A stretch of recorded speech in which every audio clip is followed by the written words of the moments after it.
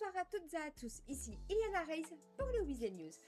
Hier soir, alors que tout semblait calme, une annonce du LSPD a bouleversé la radio. Une course-poursuite. Un otage n'est pas n'importe qui.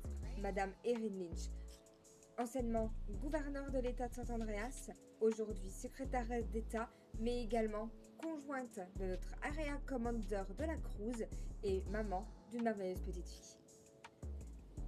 Les individus auraient trouvé l'entrée secrète du gouvernement, donnant accès à une pièce sécurisée, où se trouvaient plusieurs membres du gouvernement sous haute protection.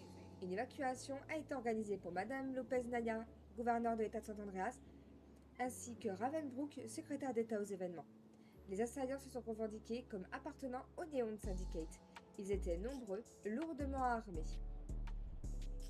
Les forces de l'ordre étaient massivement mobilisées. Le LSPD de Vespucci, de Michenro, le LSSD, le SAB ainsi que l'USSS étaient présents sur les lieux.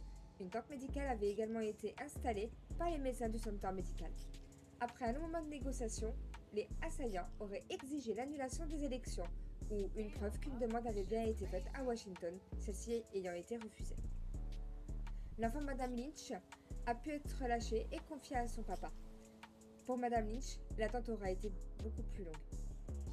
Une fois les autorités évacuées, un assaut a pu être lancé. Plusieurs blessés légers sont à déplorer du côté des forces de l'ordre. En revanche, concernant le groupe des Neon Syndicate, tous les assaillants ont été déclarés morts. Nous souhaitons beaucoup de courage au gouvernement pour surmonter cette épreuve et n'oublions pas, s'attaquer au gouvernement est un fardeau lourd. Les forces de l'ordre sont et resteront sans pitié face à ce genre d'actes. C'était Iliana Reis pour Weazel News. À vous les studios!